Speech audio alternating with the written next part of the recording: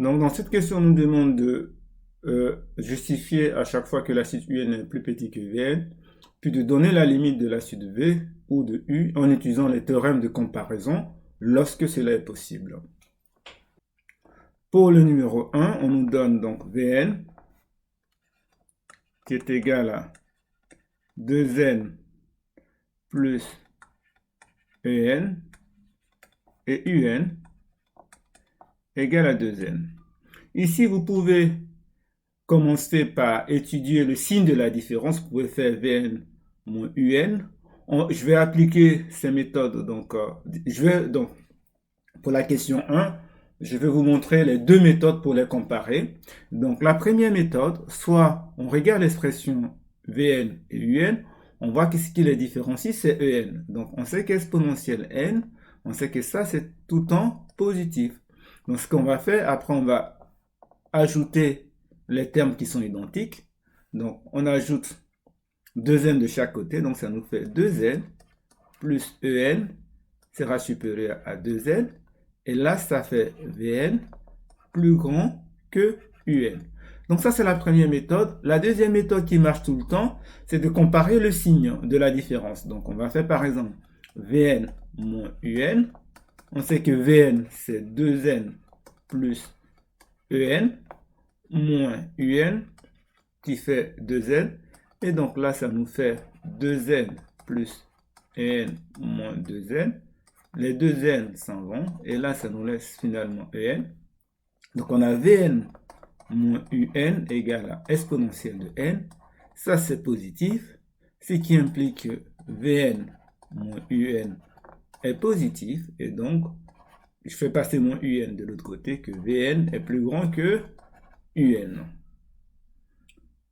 Très bien.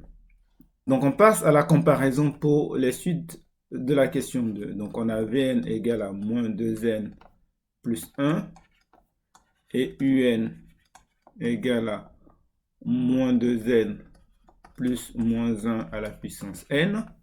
On va d'abord commencer par comparer les termes qui sont différents. Les termes qui sont différents, c'est plus 1 et moins 1 puissance n.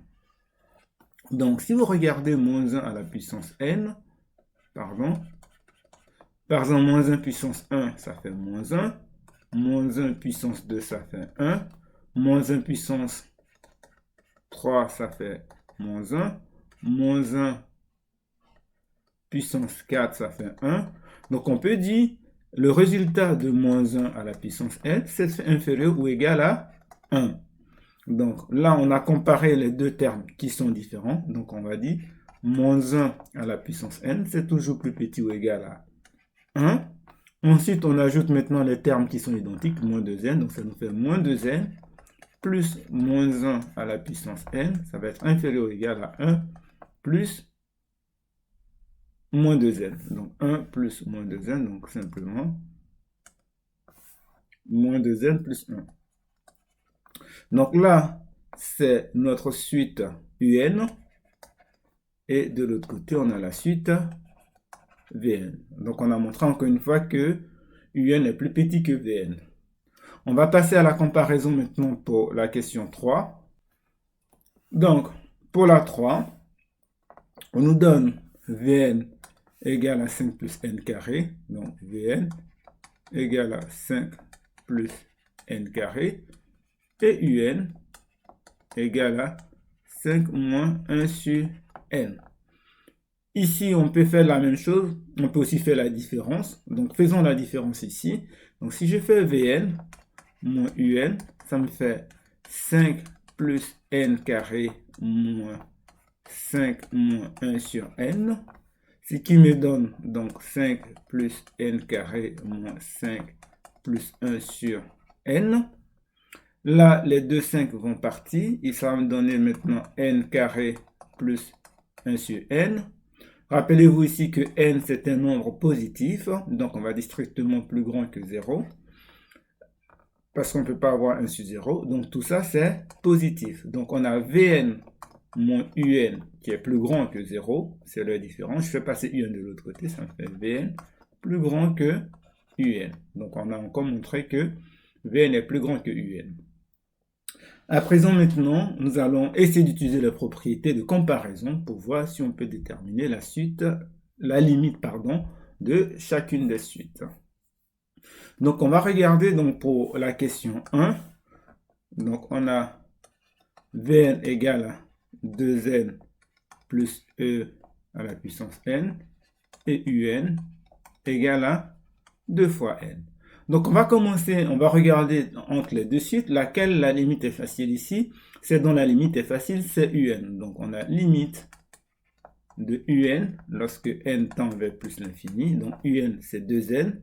Ça fait limite lorsque n devient très grand de 2n. Ça fait plus l'infini. Or, vous avez un qui est plus petit que vn.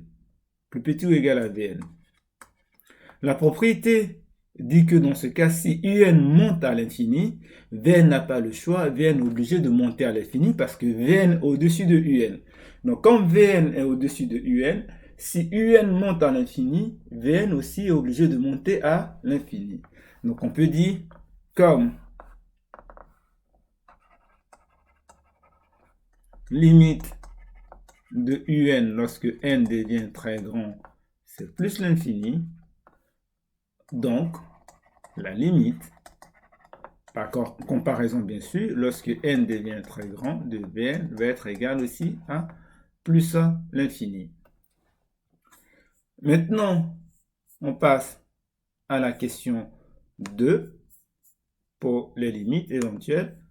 Donc, pour la question 2, on a Vn égale à moins 2n plus 1, un égale à moins 2n plus moins 1 puissance n. Et on avait montré que un était plus petit ou égal à Vn. On va regarder entre ces deux suites laquelle la limite est plus simple à calculer, c'est Vn. Donc, limite de Vn lorsque n devient très grand.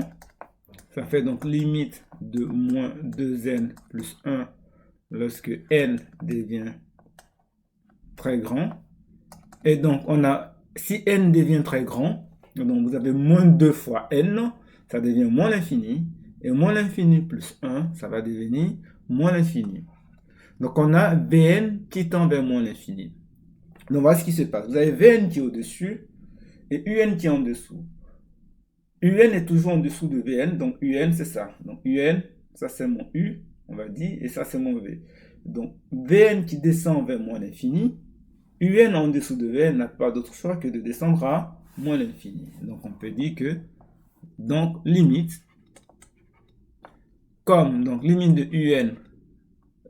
limite de Vn, lorsque n devient très grand, c'est moins l'infini.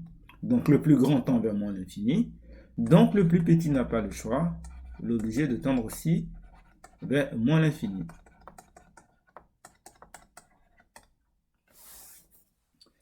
On passe maintenant à la question 3 pour la limite. Donc, ça, c'était la question 2.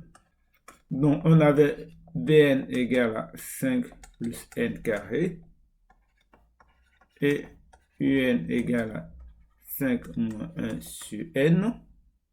Donc,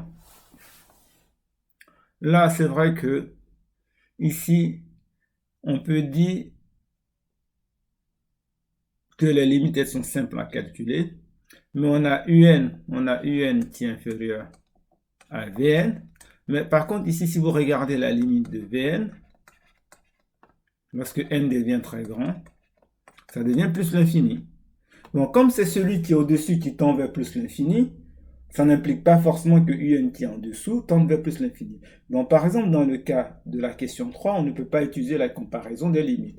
On voit bien donc que si on calcule la limite de la suite un, lorsque n tend vers plus l'infini, c'est égal à limite de 5 moins 1 sur n, lorsque n tend vers plus l'infini.